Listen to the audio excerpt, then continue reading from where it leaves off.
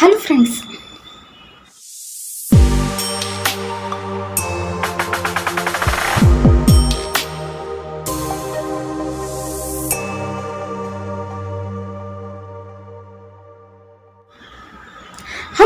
ஒரு சம்பவம் சொல்லவா?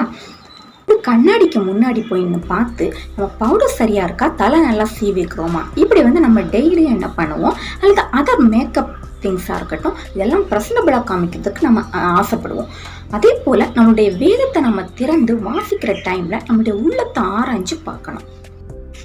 ஆவியின் கனி என்னவா? கலாத்தியர் 5ஆம் அதிகாரம் 21, 22 சொல்லுது, ஆவியின் கனியோ அன்பு, சந்தோஷம், சமாதானம், நீடிய பொறுமை, தயவு, நற்குணம், விசுவாசம், சாந்தம், இச்சையடக்கம். ஸோ நம்ம விதைக்கிறது தான் நம்ம என்ன செய்வோம், அறுப்போம். தன் மாம்சத்துக்கென்று விதைக்கிறவன் மாம்சத்தினால் அதன் அழிவை அறுப்பான். ஆவிக்கென்று விதைக்கிறவனோ ஆவியினாலே நித்திய ஜீவனை அவன் அறுப்பான் என்று நம் கலாத்தியர் 6ஆம் அதிகாரம் 8ஆம் வசனத்திலே பார்க்கலாம்.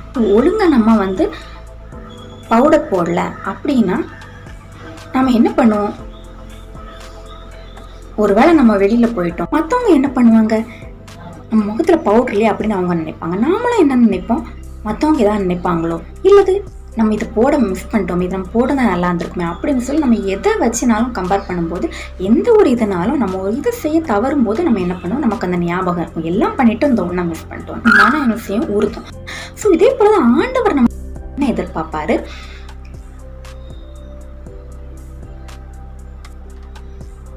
நம்ம கிட்ட வெறுப்போ, பகையோ, கோபங்களோ, இப்படி ஏதாவது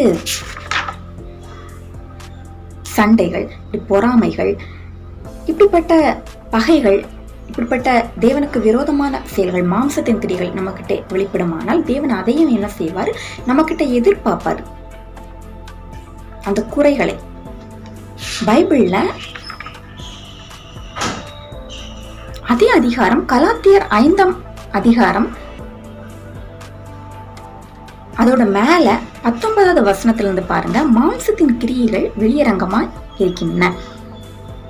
இவையாவன: விபச்சாரம், வேசித்தனம், அசுத்தம், காம விகாரம், விக்கிரக ஆராதனை, வில்லு சூன்யம், பகைகள், விரோதங்கள், வைராக்கியங்கள், கோபங்கள், சண்டைகள், பிரிவினைகள், மார்க்கப்பேதங்கள், பொறாமைகள், கொலைகள், வெறிகள், களியாட்டுகள், இப்படிப்பட்டவைகளை செய்கிறவர்கள் தேவனுடைய ராஜ்யத்தை சுதந்திரிப்பதில்லை என்று.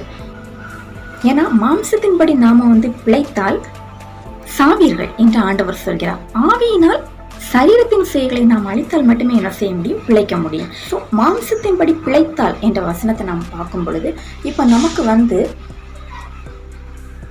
திடீர்னு நம்ம கோவப்பட்டோம்னு வைப்போம், அது என்ன செய்து நம்மளிடத்துல உருவாயிற்று. ஸோ அது எனது ஒரு பிறப்பு என்று அதனுடைய பொருள். மாம்சத்தின்படி நம்ம என்ன செய்யறோம், ஒரு இதை நம்ம உருவாக்கிட்டோம். நம்ம என்ன பண்ணணும்,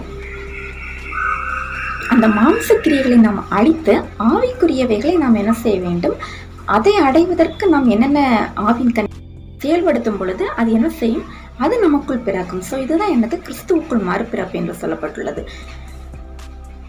கிரியைகள் இல்லாத விசுவாசம் எப்படி இருக்குமா, செத்ததா இருக்கும் என்று யாக்கோபு 2ஆம் அதிகாரம் 26ஆம் வசனத்திலே நாம் பார்க்கலாம். ஆவி இல்லாத சரீரம் செத்ததா இருக்கிறது போல. ஏன்னா நமக்கு நான் கோவப்படுவேன், நான் எனக்கு பொறுமையே கிடையாது, இப்படியெல்லாம் நாம இருந்துக்கிட்டு நம்மளுடைய கிரியைகள்ல நான் தீமையான காரியங்களை செய்யும் பொழுது நமக்கு விசுவாசம் இருக்கு, நான் ஆண்டவருடைய பிள்ளை, ஆண்டவர் என்ன ரட்சிப்பாரு, ஆண்டவரை நம்பி இருக்கிறேன்ல, இப்படியெல்லாம் நம்ம விசுவாசப்பட்டா அது என்னது, கிரியைகள் இல்லாத செத்த விசுவாசம் அப்படின்னு தான் வேதம் சொல்லுது. ஏன்னா ஒளி கூட இருள் சேரவே முடியாது. சரிதானே? அன்பா இருக்குன்னு நம்ம நினைக்கும் போது அதுல கோபத்துக்கு இடமில்லை. ஏன்னா அன்பு எதை வெறுக்கும், கோபத்தை அவாய்ட் பண்ணும். ஸோ இதெல்லாம் வசனம் என்ன சொல்லுது, மாம்சம் ஆவிக்கு விரோதமாகவும் ஆவி மாம்சத்துக்கு விரோதமாகவும் இச்சிக்கிறது என்பது ட்ரூ. ஏன்னா நீங்கள் செய்ய வேண்டும் என்றிருக்கிறவைகளை செய்யாதபடிக்கு இவைகளை என்ன செய்கிறதாம், ஒன்றுக்கொன்று விரோதமாயிருக்கிறது என்று. ஏன்னா மாம்சத்தின் கிரியைகள் நம்ம எல்லாருக்கும் தெரியும். அது வந்து எதுக்கா? ஆவிக்கு விரோதமாக. ஸோ ஆவிக்குரிய செயல்களை செய்ய விடாதபடிக்கு நம்ம என்ன செய்யறது? தடுக்கிறது. ஆவின் கனிகளில் சொல்லப்பட்ட அந்த அன்பு, சந்தோஷம் இவைகளை செய்ய விடாதபடிக்கு அது என்னது? ஒன்றுக்கொன்று முரண்பாடா விரோதமாக இருக்கிறது என்று கூறப்பட்டுள்ளது அப்படின்னு பைபிள் வசனமே நமக்கு வந்து கற்றுக் கொடுக்கிறது. ஸோ மாம்ச சிந்தை வந்து மரணம் எப்பவுமே, ஆவியின் சிந்தையோ ஜீவனும் சமாதானமா. அப்ப அது என்ன செய்ய? நமக்கு நித்திய ஜீவனை தரும். நம்முடைய தேவன் பிதாவும் அவரே, குமாரனும் அவரே, பரிசுத்த ஆவியானவரும் அவரே. ஆவியானவர் என்ன செய்ய? இருதயங்களை ஆராய்ந்து பார்க்கிறவர். ஆவியின் சிந்தனை என்னவென்று அவர் வந்து அறிவார் அப்படின்னு நம்ம ரோமர் 8ஆம் அதிகாரம் 2ஆம் வசனத்தில் நாம் பார்க்கலாம். ஆவியினுடைய எண்ணங்கள் அது வந்து என்னென்னவென்று அவர் என்ன செய்வாராம்? அறிவார். ஆவியிலே நாம் எப்படி இருக்க வேண்டுமா? எளிமையா இருக்க வேண்டும். ஆவியில் எளிமையுள்ளவர்கள் பாக்கியவான்கள், பரலோக ராஜ்யம் அவர்களுடையது என்று மத்தேயு 5:3 சொல்லுகிறது. ஆவியிலே நாம் எப்படி இருக்க வேண்டுமோ? அனலா இருக்க வேண்டும். ஜாக்கிரதையா, அசதியாயிராமல் ஜாக்கிரதை உள்ளவர்களாயிருங்கள் என்று ரோமர் 12ஆம் அதிகாரம் 11ஆம் வசனத்திலே நாம் வாசிக்கலாம். ஆவியின் ஒருமையை சமாதான கட்டினால் நாம் என்ன செய்ய வேண்டும்?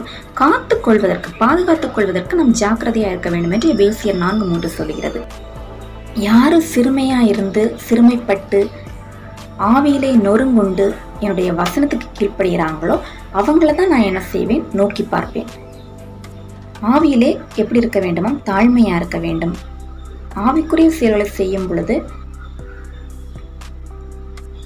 ஆவியானவர் நம்மளோடு இடைப்படுவார். அப்போ கிறிஸ்து உங்களில் இருந்தால் சரீரமானது எப்படி இருக்கும்?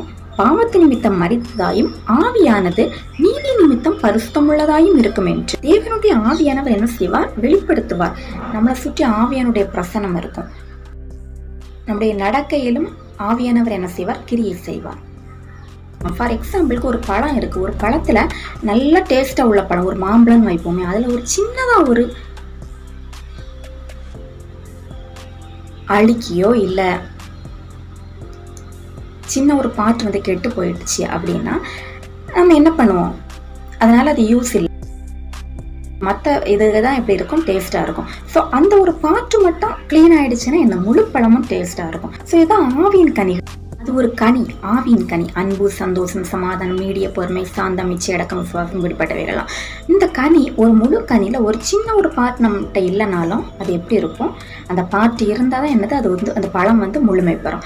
ஸோ அதே போல தான் ஆண்டவர் என்ன செய்வார்? நம்மளை சுற்றி ஒளி இருக்கணும் அப்படின்னு நம்ம விரும்புகிறோம்னா அந்த இருளுக்குரிய காரியங்களை நம்ம விலக்கி, சின்ன இருள் இருந்தாலுமே அது என்னன்னு கண்டறிஞ்சு அதை நம்மளை விட்டு விளக்குற வரைக்கும் அந்த இருள் நம்மளை விட்டு போகாது. அதை நம்ம மாற்றி கடவுள்கிட்ட வந்து நம்ம அறிக்கையிட்டு ஜெபம் பண்ணி நல்லபடியாக பைபிளை வாசித்து பைபிளை தினமும் தியானித்து அதன்படி நம்ம வாழ்ந்தோன்னா நம்ம என்ன செய்வோம்? இப்படிப்பட்ட இருள்லேருந்து நம்ம விலகி நம்ம என்ன செய்வோம்? முழுசாக நம்மளை சுற்றி ஆண்டவருடைய பிரசனம் இருக்கும்படியாக நம்மளை ஆண்டவர் செய்வார், நம்மளை வந்து மாற்றுவார். நம்ம டெய்லியும் ஜெபம் பண்ணோம்னா அகத்தின் அழகு முகத்தில் தெரியாது, ஜெபத்தின் அழகு தான் முகத்தில் தெரியும். ஓகே ஃப்ரெண்ட்ஸ், நெக்ஸ்ட் வீடியோவில் பார்க்கலாம். Until then, this is Jasmine Johnny.